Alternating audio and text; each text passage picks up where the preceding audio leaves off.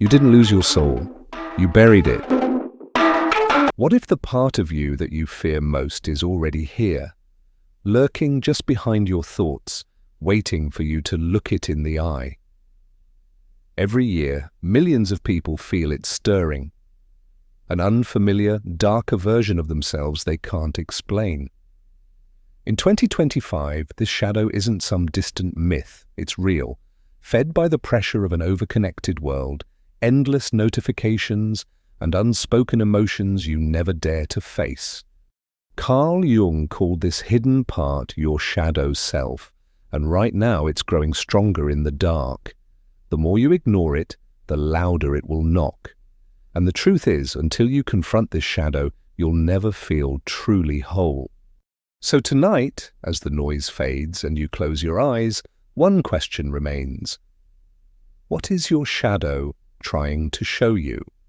There's a part of you that rarely speaks. It doesn't come out when you're busy or laughing with friends. It doesn't show up when you post your perfect morning routine. But when the world slows and you're left alone, that's when it steps forward. Carl Jung called this part the shadow self, a reservoir of all the feelings, thoughts, and impulses you've learned to hide, reject, or fear. Anger you never dared to voice. Grief you pushed aside to stay strong. Even desires you felt too ashamed to own. And here's the truth most people never face until they can't avoid it. In 2025, the shadow self is waking up faster than ever before. You see it in those sharp surges of irritation at someone who barely wronged you. You feel it in the knot of sadness that strikes when your phone goes quiet. It's there in the exhaustion after hours of scrolling, when you sense something is missing but can't quite name what. Modern life, with its noise, its expectations, its endless distractions, has left no place for these deeper, darker currents. And that's the twist so few people see coming. The more you chase constant stimulation, the more your shadow grows in secret. Every notification, every rushed day, every thought left unexplored is like water dripping into a vessel you forgot was filling up. That vessel will not stay hidden forever, and sometimes you'll catch a fleeting glimpse of it, a face reflected in a dark window, or a sudden ache that rises when you thought you were fine. It feels like someone standing behind you, just out of sight, waiting to speak. And one day, when you least expect it, maybe at 2 a.m. when the house is finally quiet, or in the middle of a conversation that suddenly feels too shallow, it will overflow. That's why so many of us feel haunted by reactions we don't recognize.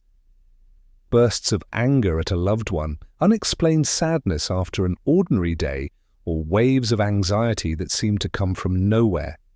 Here's the unsettling twist. Those feelings aren't signs that you're broken. They're signals that your shadow self is trying to speak. It's showing you the parts of yourself you've ignored too long. Parts that, if embraced, rather than denied, could make you feel more real, more grounded, and yes, even more free. The first step is to see these reactions for what they truly are. Not flaws, but messengers. And that raises the most important question of all.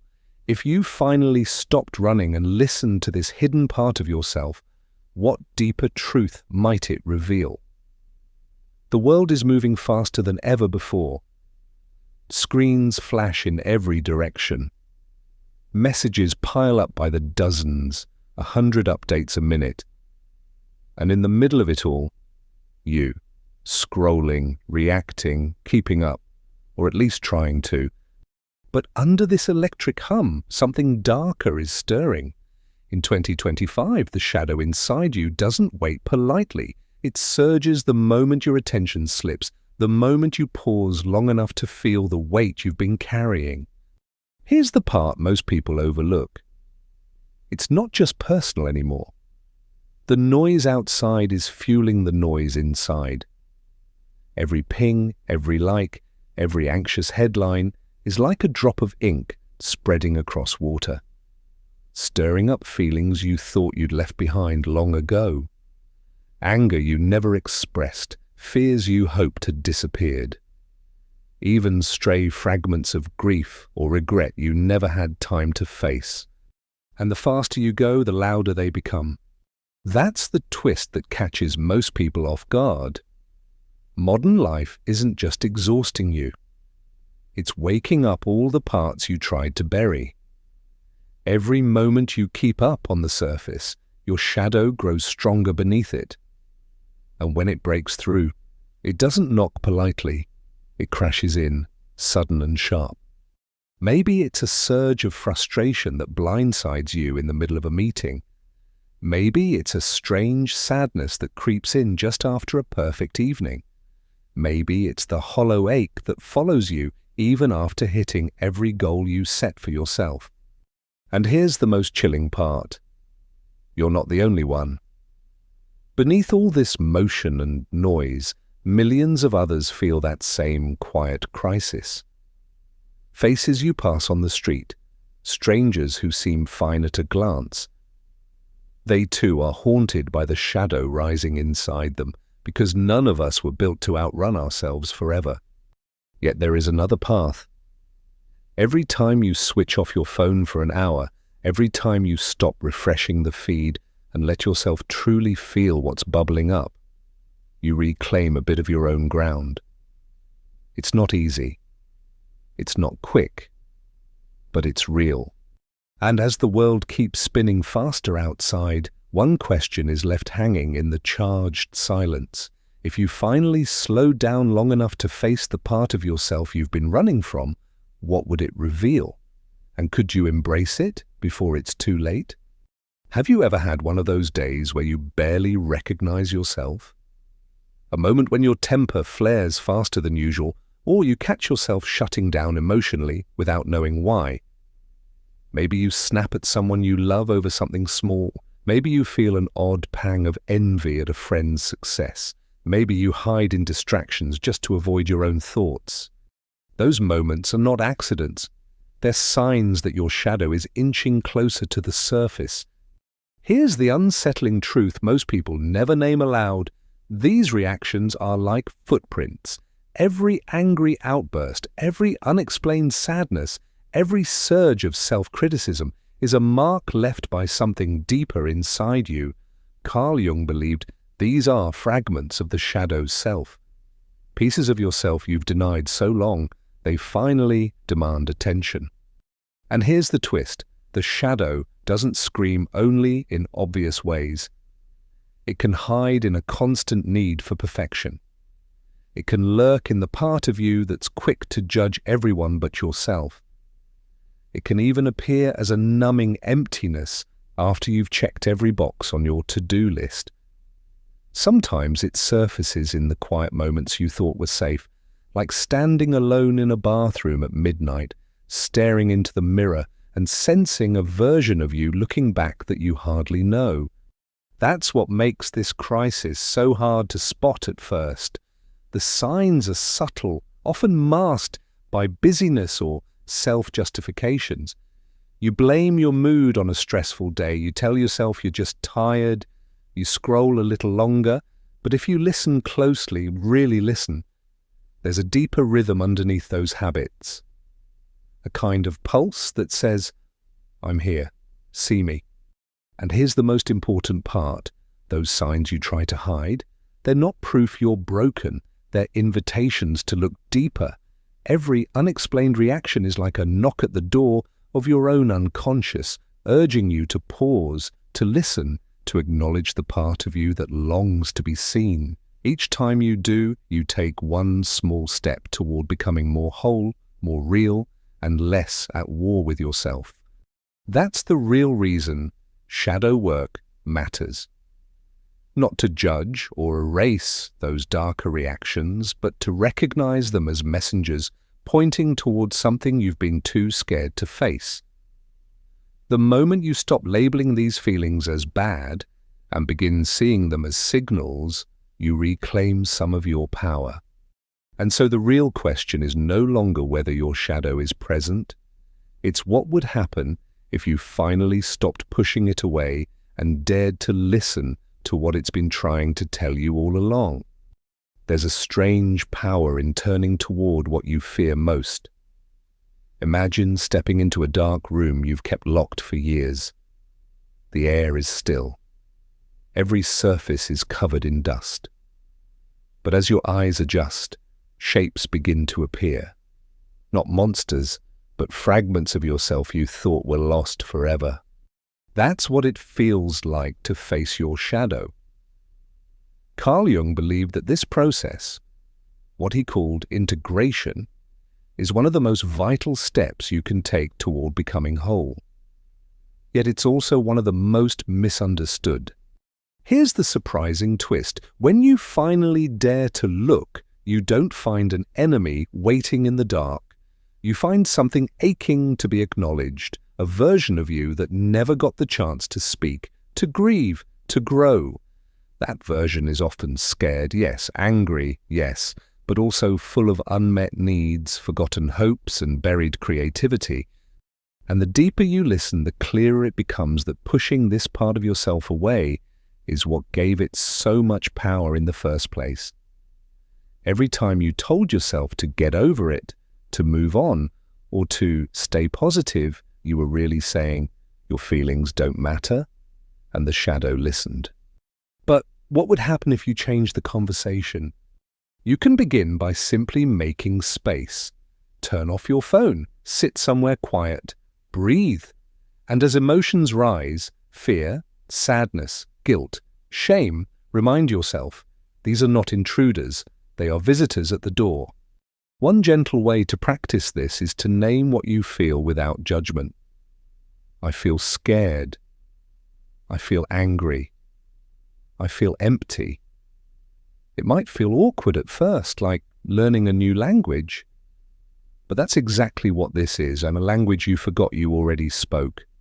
And as you grow more comfortable listening, you can take one more small step. Write a letter to this part of you. Let your shadow speak, then reply with compassion. Tell it you're here. Tell it you want to understand. Sometimes it's astonishing what comes up. A long ago pain, a hidden dream, a sense of relief you didn't know you were craving. Each time you do this, you reclaim a part of yourself that was waiting in the dark. And slowly, so slowly you might hardly notice, the room feels less frightening. The shadow feels less like a stranger. And so tonight, as you close your eyes and sink into the quiet, one question lingers in the dark. If you finally sat with your shadow long enough to truly listen, what deeper truth would it reveal about who you really are? You've felt it stirring inside you. You've noticed the signs. Now comes the most important part, what you choose to do next. Facing your shadow isn't about defeating some dark enemy. It's about acknowledging a part of yourself that's been overlooked for too long. And the first steps don't have to be big or dramatic. They just have to be real. Begin by making one gentle ritual of honesty with yourself. Maybe it's as simple as sitting in a quiet room for 5 minutes each day, phone off, eyes closed, hands resting gently in your lap. Let your thoughts come and go like waves. Let whatever emotions rise up, sadness, fear, anger, surface, without pushing them away. That might feel uncomfortable at first. That's okay. In those hardest moments, remind yourself that this is exactly where growth begins. Not in comfort, but in honesty. Picture it like gently peeling back the layers of an old wound so that light and fresh air can reach what's been hidden too long. And if you want to go deeper, try putting pen to paper. Write whatever you feel, even if it makes no sense. Draw shapes or colors if words won't come, or speak aloud in an empty room as if you're talking to a trusted friend. Say, I see you, I'm listening. Every small gesture like this sends a powerful message to your shadow, that you're no longer running, that you're finally present. This is not a quick fix. Some days the shadow will feel especially heavy. Some days it may feel like nothing is changing at all. That's part of the process too. Healing rarely happens in a straight line. But if you show up for yourself, slowly, patiently, you will begin to feel subtle shifts. You may find that the sharp edges of your reactions grow softer, that the sadness you once feared feels less like a threat and more like a messenger carrying some long-lost truth, that the anxiety in your chest begins to ease because you're no longer denying the part of you that simply wanted to be seen. And one quiet morning, without fanfare, you may realize you feel more grounded than you have in years, more whole, more yourself. And so tonight, as you turn off the light and close your eyes, one question lingers in the dark. What might you discover if you invited your shadow to walk beside you? Not as an enemy, but as a guide. In the end, the shadow you fear may not be here to haunt you at all, but to remind you of what you've forgotten. Every unspoken fear, every hidden sadness, every quiet ache inside you is part of a deeper story waiting to be told. Maybe the light you seek cannot exist without the dark you've spent so long avoiding. And maybe, just maybe, embracing this shadow is the you only way to truly feel whole. So tonight, as the world slows down and your thoughts grow quieter, ask yourself, what deeper truth has been waiting you all along in the dark? You're not here by accident. Something inside you remembers. Subscribe, not to follow but to descend. Into the forgotten self, into the dark that heals. Carl Jung's shadow work